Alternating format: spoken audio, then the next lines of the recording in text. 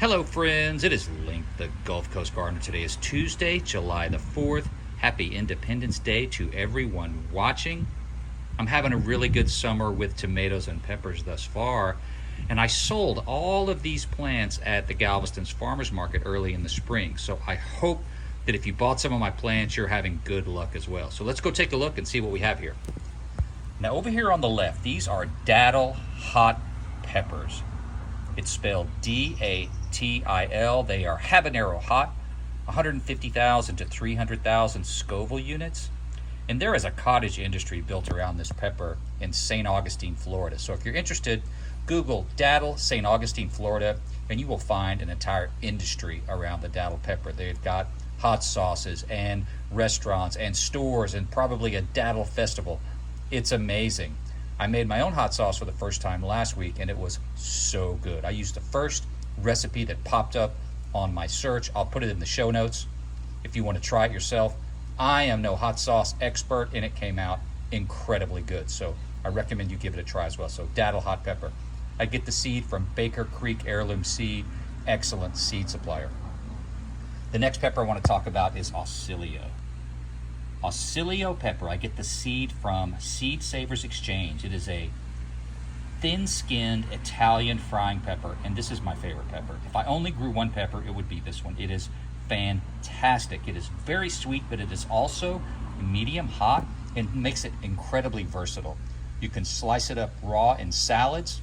You can use it in tomato sauce or in chili or anything that requires peppers.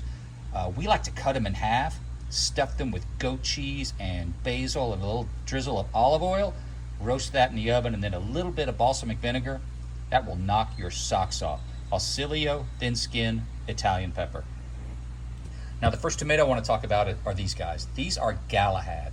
This is a determinate red slicer, and if I only grew one tomato, it would be Galahad. You can pick up the seed from Johnny's Selected Seed, also from High Mowing Seeds. I think Totally Tomatoes sells them. It's a very common seed. If I'm not mistaken, it's like an AAS award winner. The flavor is fantastic. It rivals heirloom tomatoes that I've eaten, but it packs quite a bit of disease resistance, so it holds out against the blight that often affects us here in the Gulf Coast.